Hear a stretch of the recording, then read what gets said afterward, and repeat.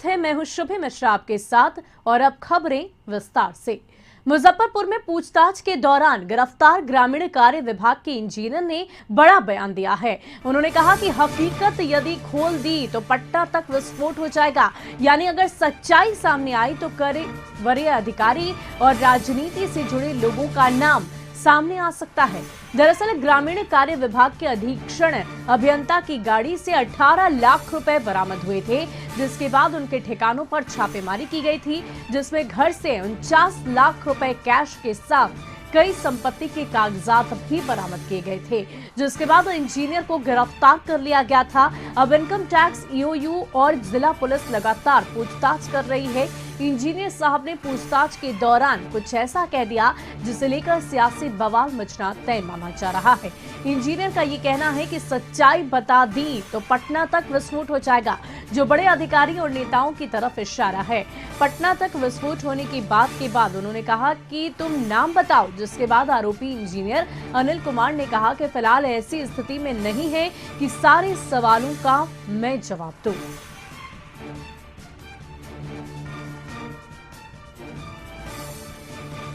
और इस पूरी खबर की अधिक जानकारी के लिए हमारे ब्यूरो चीफ अशोक मिश्रा जुड़ गए हैं। अशोक, क्या कुछ जानकारी है, क्योंकि जिस तरीके से इंजीनियर की तरफ से इतना बड़ा बयान दिया गया है, क्या वाकई सियासी गलियारों में इसको लेकर हलचल तेज होगी? बिल्कुल, देखिए, जिस तरह से इंजीनियर पर शिकंजा कस रही है बिहार सरकार, और आप कह सकते हैं कि जो पुलिस है जांच कर रही है, उसके बाद इंजीनियर ने खुद से बचने के लिए, कह सकते हैं, जो उसके ऊपर दबाव है उससे बचने के लिए, या फिर यूँ कहिए कि मानसिक रूप से जब इंजीनियर एक तरह से परेशान हुआ तब उसने इस तरह का खुलासा किया। हालांकि ईडी और पुलिस को चाहिए कि इंजीनियर ने जिस तरह से इशारा किया है उन बातों का खुलासा हो, ताकि दूध का दूध और पानी का पानी रहे, और खास करके भ्रष्टाचार में लिप्त और कौन कौन से लोग, उन लोगों के बारे में भी जानकारी मिले, आम लोगों के में ये बात आए, सरकार के संज्ञान में यह बात है। फिलहाल आप यह कह सकते हैं कि ये इस भ्रष्ट अधिकारी ने, जिसके यहाँ लाखों रुपए पकड़ाते हैं, बरामद होते हैं और करोड़ों रुपए की संपत्ति का पता चलता है, और उसके आय का इनकम क्या है, आखिर यह पैसे कहाँ जाए, इस पर जब पुलिस दबिश बढ़ाती है तो वह कहता है कि हम अगर खुलासा करेंगे तो विस्फोट हो जाएगा। निश्चित रूप से यह गंभीर बात है और कानून को अपना काम करना चाहिए, और इंजीनियर की जितनी भी संपत्ति है उसकी जांच करनी चाहिए, उनके आय के स्रोत जांच करने चाहिए, और यह पैसे कहाँ से आए ये जांच करें। लेकिन इतना तो तय है कि इस भ्रष्ट इंजीनियर ने करोड़ों रुपये अवैध रूप से कमाए हैं, और निश्चित रूप से यह राज्य का पैसा है और इसके ऊपर कड़ी कार्रवाई की जानी चाहिए। लेकिन जो इसके बयान आए, अगर उसके बयान में कोई सत्यता है थोड़ी सी भी, तो सरकार को भी इस पर संज्ञान लेना चाहिए, इंजीनियर से बात करनी चाहिए, और इंजीनियर के द्वारा जो भी इशारा किया जाता है या जिन व्यक्तियों के नाम लिए जाते हैं उन लोगोों को भी कानूनी गिरफ्त में लाना चाहिए। जी, बहुत बहुत शुक्रिया हमारे साथ जुड़ने के लिए। तो जाहिर सी बात है, जिस तरीके से ये बड़ा बयान इंजीनियर की तरफ से दिया गया है, अब ऐसे में पुलिस की कार्रवाई और भी ज्यादा तेज होगी, और जो भी नाम, जो भी चर्चा उनकी तरफ से की जाएगी उस पर शिकंजा कसा जाएगा। रुक करते हैं अगली खबर की ओर। जेडीयू संसदीय बोर्ड के राष्ट्रीय अध्यक्ष उपेंद्र कुशवाहा ने एक बार फिर मुख्यमंत्री नीतीश कुमार को पीएम मटेरियल बताया है। उपेंद्र कुशवाहा ने कहा कि इसी को लेकर राष्ट्रीय परिषद की बैठक में एक प्रस्ताव भी पास किया गया। हमारे नेता नीतीश कुमार प्रधानमंत्री के मटेरियल हैं। अगर किसी भी दल या व्यक्ति को बुरा लगता है तो इससे हमें कोई एतराज नहीं। हमारे सर्वमान्य नेता माननीय मुख्यमंत्री नीतीश कुमार हैं और हम लगातार इन बातों को कहते आ रहे हैं। सर्वसम्मति से इस बात को स्वीकार किया कि हाँ, वाकई नीतीश कुमार जी पीएम मटेरियल हैं, और सच में पीएम मटेरियल होने का अर्थ है कि जितना मेरिट किसी व्यक्ति के अंदर होना चाहिए प्रधानमंत्री बनने के लिए, तमाम तरह की योग्यता मुख्यमंत्री जी में है, और स्वाभाविक रूप से जब इस तरह की योग्यता है तो देश के लिए अच्छी बात है। तो वहीं इस मामले को लेकर आरजेडी ने जेडीयू पर पलटवार किया है। आरजेडी एमएलसी रामबली चंद्रवंशी ने कहा कि जेडीयू अपने सहयोगी के साथ ईमानदारी से गठबंधन धर्म का पालन नहीं कर रहा। जब पीएम मोदी एनडीए के सर्वमान्य नेता हैं तो जेडीयू इस तरह की प्रस्ताव पास कराकर प्रेशर पॉलिटिक्स कर रहा है। वहीं कांग्रेस नेता प्रेमचंद्र मिश्रा ने तंज कसते हुए कहा कि अगर नीतीश पीएम मटेरियल हैं तो जनता के सामने अपनी दावेदारी पेश करें। पीएम मटेरियल की बात कर खुद की पीठ ना थपथपाएं। लगता है कि नीतीश कुमार कहीं न कहीं दबाव की राजनीति कर रहे हैं और कुछ और पद चाहते होंगे, एनडीए में वो पद नहीं मिल रहा है, इस तरह की बात कर रहे हैं। और अगर सचमुच ईमानदारी से नीतीश कुमार जी प्राइम मिनिस्टर के मटेरियल अपने को साबित करना चाहते हैं तो उनको उस गठबंधन से अलग होकर के और इस तरह की बात करनी चाहिए। आपस में सहमति नहीं है और जेडीयू की कार्यशैली का यह एक उदाहरण है कि रहना भाजपा के साथी है लेकिन समय समय पर कुछ मुद्दों पर वो अलग राय रखते हैं। यह लोगों को भ्रमित करने की चाल है। तो अगर आप में प्रधानमंत्री की योग्यता है तो आप नरेंद्र मोदी की कार्यशैलियों का विरोध करेंगे ना, चुनौती दीजिए। सिर्फ कहने से अपनी पार्टी मीटिंग कर लीजिए और ये हमारे पास पीएम मटेरियल नेता है और पीएम के उसी पीएम के साथ भी आप चल रहे हैं कदम से कदम मिला के, ये दो तरफी बातें नहीं चलेंगी। पीएम मटेरियल इस देश में कोई है और नरेंद्र मोदी का कोई विकल्प है तो एकमात्र राहुल गांधी। और पीएम पद की दावेदारी पर तकरार जारी है। जब इस मामले पर केंद्रीय मंत्री पशुपति पारस से पूछा गया तो उन्होंने कहा कि अभी तो कोई वैकेंसी ही नहीं। हालांकि जब उनसे ये पूछा गया कि क्या नीतीश कुमार के लिए वैकेंसी नहीं तो उन्होंने इस सवाल को मजाकिया अंदाज में टाल दिया। इस मुद्दे पर बीजेपी नेता नवल किशोर यादव ने कहा कि नीतीश के प्रशंसक उन्हें खुश करने के लिए और क्या कह सकते हैं। जेडीयू नेता बढ़ा चढ़ाकर अगर बात नहीं कहेंगे तो ब्रांडिंग कैसे होगी।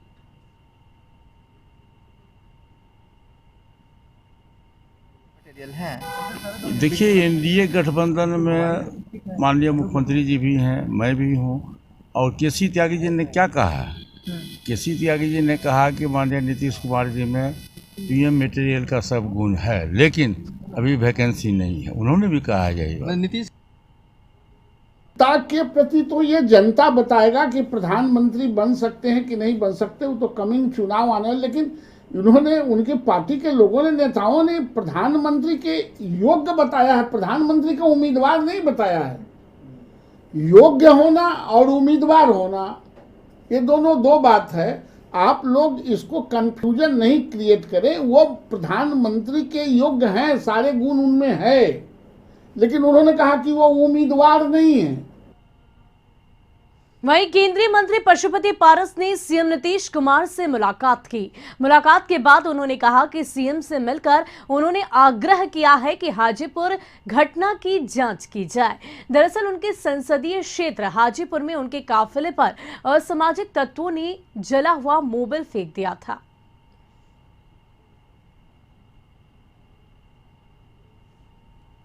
23 तारीख को हमारे साथ जो घटना घटी थी हाजीपुर में, उस संबंध में मैंने उनसे कहा कि आप उसकी जांच करा लीजिए, जो दोषी लोग हैं आप उनको उन पर कार्रवाई कीजिए। झारखंड कांग्रेस के नवनियुक्त प्रदेश अध्यक्ष राजेश ठाकुर के स्वागत और पुराने प्रदेश अध्यक्ष की विदाई को लेकर रांची के प्रदेश कांग्रेस कार्यालय में स्वागत समारोह का आयोजन किया गया, जहां स्वास्थ्य मंत्री बन्ना गुप्ता, पूर्व प्रदेश अध्यक्ष रामेश्वर उरांव के साथ नवनियुक्त प्रदेश अध्यक्ष राजेश ठाकुर सहित सभी कांग्रेसी कार्यकर्ता प्रदेश कार्यालय पहुंचे, जहां कार्यकर्ताओं ने उनका भव्य स्वागत किया। इस मौके पर नवनियुक्त प्रदेश अध्यक्ष राजेश ठाकुर को पदभार ग्रहण कराया गया। वहीं रामेश्वर उरांव ने उन्हें प्रदेश अध्यक्ष बनने पर बधाई दी। चुनौती की बात नहीं है, काम मिला है संगठन का और आदरणीय अध्यक्ष जी डॉक्टर रामेश्वर उरांव जी के निर्देश पर पिछले दो वर्षों तक लगातार काम करता रहा हूँ। देखिए, सबसे पहले जिंदगी बचानी थी लोगों की। उसमें आपने देखा होगा पूरे कोरोना काल में अध्यक्ष जी के नेतृत्व में, अध्यक्ष जी का चाहे विभाग हो चाहे आदरणीय बन्ना गुप्ता जी का विभाग हो, किसी ने कोई कमी नहीं छोड़ी। मैं गीता के सार पर पूर्ण विश्वास करता हूँ। गीता का सार आप जानते होंगे। क्यों दुखी होते हो, तुम्हारा क्या था? जो कल था दूसरे का आज तुम्हारा है, आज जो तुम्हारा है कल दूसरे का होगा, परसों तीसरे का होगा। जो इस भाव से रहेगा उसको कोई दुख। वहीं चाईबासा की सिंहभूम की सांसद गीता कोड़ा झारखंड कांग्रेस की कार्यकारी प्रदेश अध्यक्ष बनने के बाद पहली बार चाईबासा पहुंची, जहां पर उनका कांग्रेसी कार्यकर्ताओं ने जोरदार स्वागत किया। गीता कोड़ा ने चाईबासा पहुंचते ही बिरसा मुंडा की प्रतिमा पर माल्यार्पण किया। इसके बाद वो गांधी मैदान पहुंची, जहां पर महात्मा गांधी की प्रतिमा पर माल्यार्पण किया गया। साथ ही कांग्रेसी कार्यकर्ताओं ने कांग्रेस की कार्यकारी प्रदेश अध्यक्ष गीता कोड़ा का स्वागत ढोल बाजे के साथ किया और जमकर आतिशबाजी भी की। इस अवसर पर उनके साथ पूर्व मुख्यमंत्री मधु कोड़ा, जगन्नाथपुर के विधायक सोनाराम सिंकू के अलावा जिला कांग्रेस की टीम भी मौजूद रही। मैं हमारे शीर्ष नेतृत्व परम आदरणीय सोनिया गांधी जी, राहुल गांधी जी का मैं धन्यवाद करती हूँ और हमारे आरपीएम सह प्रभारी का भी मैं उनका बहुत शुक्रगुजार हूँ कि उन्होंने फिर एक बार मुझे संगठनिक रूप से मौका दिया। इससे पहले मुझे सिंहभूम लोकसभा से टिकट दे करके मुझ पर विश्वास जताया और मुझे लगता है कि मैं उस ये उम्मीद पर, उस विश्वास पर मैं खरी उतरी हूँ। शायद इसलिए मुझे ये जिम्मेदारी दी है, संगठनिक जिम्मेदारी। वहीं बाबूलाल मरांडी ने बयान दिया था कि बहुत से जेएमएम के नेता उनके संपर्क में हैं और बहुत जल्द ही ये लोग पार्टी ज्वाइन करेंगे। इस पर जेएमएम ने बाबूलाल मरांडी पर पलटवार किया है। रांची में जेएमएम के महासचिव सुप्रियो भट्टाचार्य ने प्रेस कॉन्फ्रेंस कर निशाना साधते हुए कहा कि बाबूलाल जी बीजेपी में भी हास्य के पात्र बन गए हैं। वहीं उन्होंने बताया कि मॉनसून सत्र में बहुत से ऐसे कानून पास किए जाएंगे जो लोगों के हित में होंगे। उन प्रमुख कानून में मॉब लिंचिंग को भी ध्यान में रखा गया है। राजनेता हम लोग समझते थे,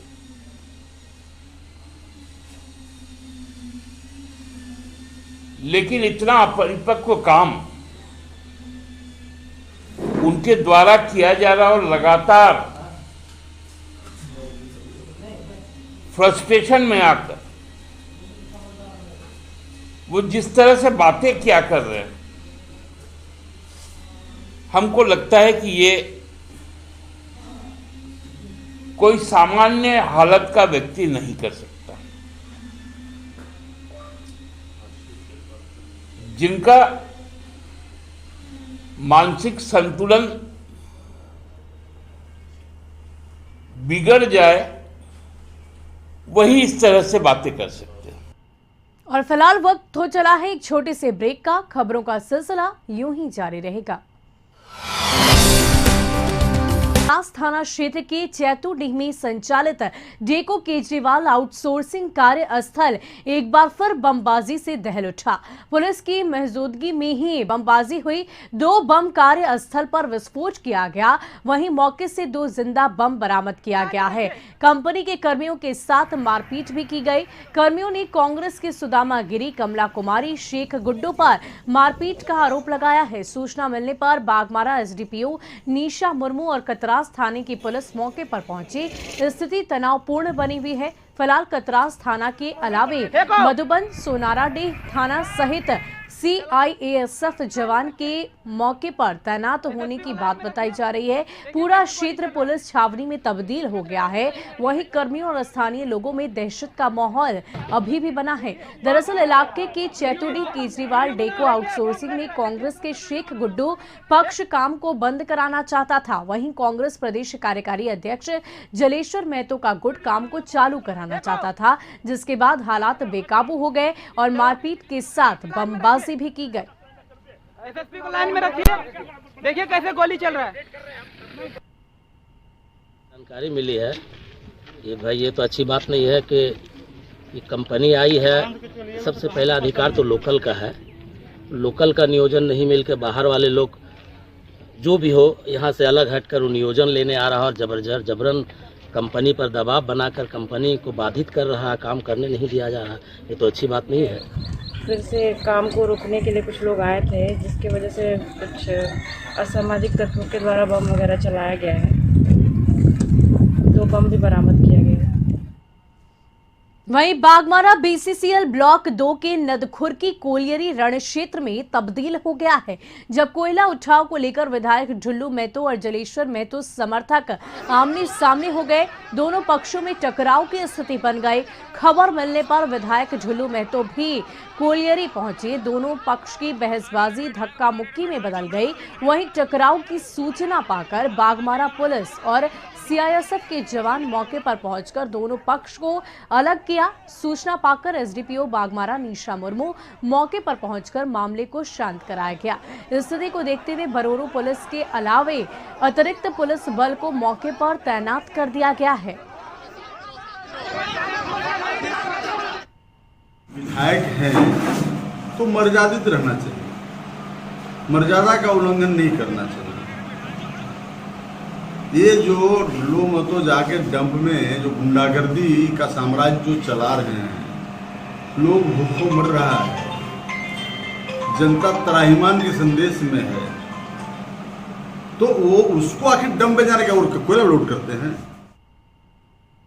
और बोकारो के बेरमो में कारो आउटसोर्सिंग माइंस में बीकेबी कंपनी मनमानी ढंग से कोयले का खनन कर रही है। आरोप है कि आउटसोर्सिंग कंपनी बीकेबी धड़ल्ले से यहां कोयला निकाल रही है। उसे न प्रबंधन की परवाह है, न मजदूरों की जान की फिक्र। कोयला खनन का जो गाइडलाइन है उसे पालन नहीं किया जा रहा।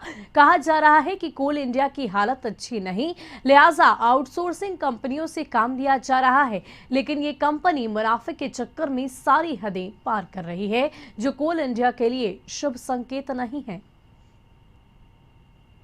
बेंच वाइज नहीं रहने पर बेंच वाइज कोयला उत्पादन नहीं हो रहा, ऐसे वो भी चिंता जाहिर किए हैं। वहाँ डाक डबट भी किए हैं। टारो माइन में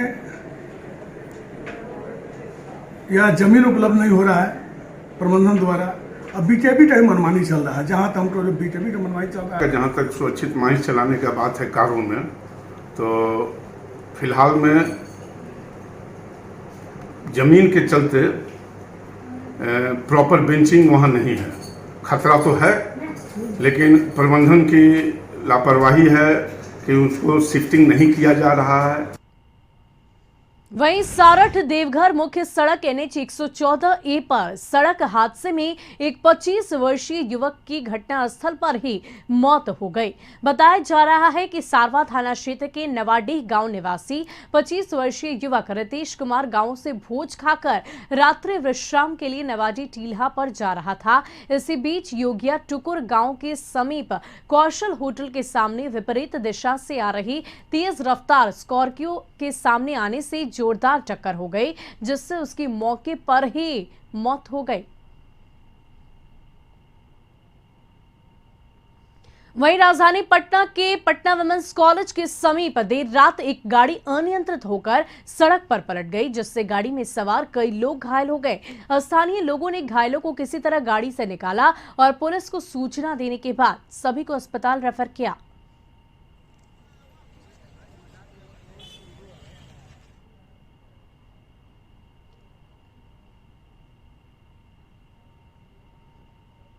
वहीं सिवान में 2 गुटों में जमकर झड़प हुई। घटना हुसैनगंज थाना क्षेत्र के हबीबनगर गांव की बताई जा रही है। बताया जा रहा है कि एक ही परिवार के लोगों को गांव के ही एक व्यक्ति ने मारपीट की, जिसके बाद उस व्यक्ति ने इन चारों लोगों को चाकू से मार दिया, जिससे एक व्यक्ति की मौत हो गई है। इधर घटना होने के बाद स्थानीय लोगों ने चारों लोगों को सदर अस्पताल पहुंचाया, जहां पर 3 लोगों का इलाज किया जा रहा है। फिलहाल पुलिस आरोपी की तलाश में जुट गई है।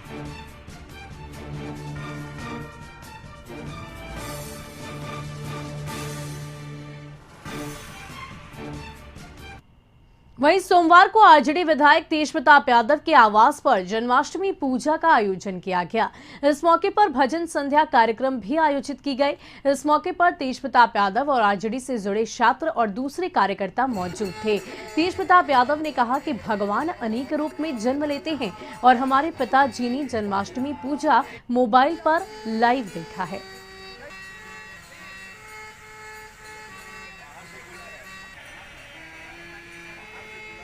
अत्याचार होगा तब तक भगवान अलग अलग रूपों में अवतार लेंगे। 10 अवतार में से यह भगवान श्री कृष्ण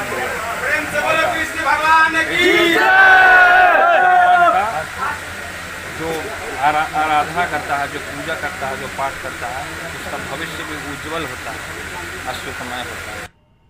वहीं बक्सर में भी श्री कृष्ण जन्मोत्सव के साथ ही मठ मंदिर जयकारे से गूंज उठा।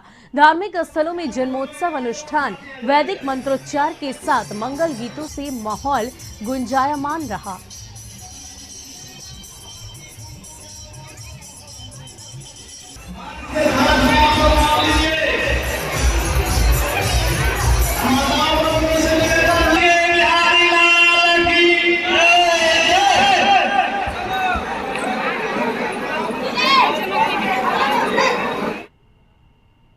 वहीं दानापुर में भी श्री कृष्ण जन्मोत्सव के साथ ही मंदिर में जयकारे लगे और कृष्ण जन्माष्टमी मनाई गई।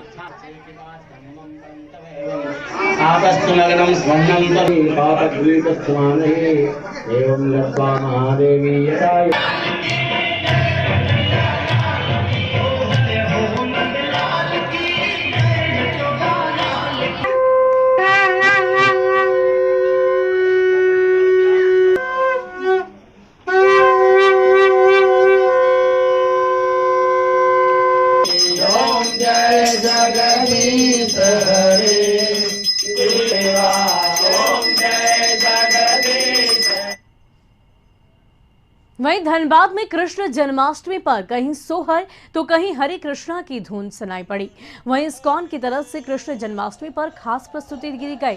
डीआरएम आशीष बंसल समेत कई गणमान्य उपस्थित रहे। कई जिलों के लोग इस अद्भुत दृश्य का आनंद उठाने धनबाद पहुंचे थे।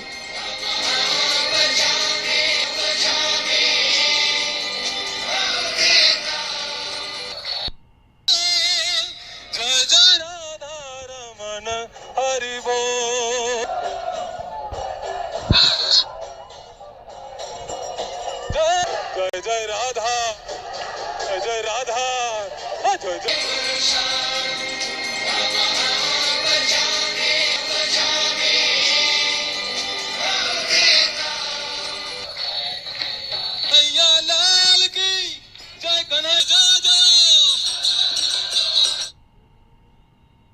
हम लोग यहाँ पे आए थे इस्कॉन वाली जन्माष्टमी देखने के लिए यहाँ पे, तो जैसे आप लोग हम लोग भी वैसे ही आए थे दर्शन करने प्रभु को। कैसा लगा? बहुत अच्छा लगा, बहुत अच्छा आयोजन किया हुआ था। और लोगों को क्या संदेश देंगे? लोगों को तो यही कहना चाहूँगा कि हम लोग अच्छा कर्म करते हुए आगे बढ़ें ताकि समाज की उन्नति करे, देश की उन्नति करे, माता पिता की हमने सेवा करें। वहीं रांची के खलारी के ग्रामीण इलाकों में श्री कृष्ण जन्माष्टमी का त्योहार हर्षोल्लास के साथ मनाया गया। खलारी के पहाड़ी मंदिर, राम जानकी मंदिर, मोहन नगर मंदिर समेत अन्य सभी मंदिर में डोली सजाकर पूजा अर्चना की गई।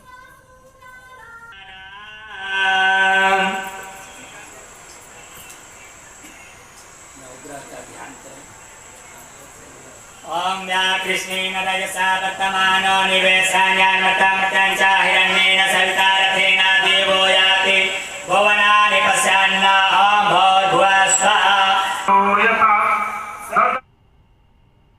और फिलहाल के लिए इस बुलेटिन में इतना ही। बिहार झारखंड की तमाम खबरों के लिए देखते रहिए कशिश न्यूज। नमस्कार।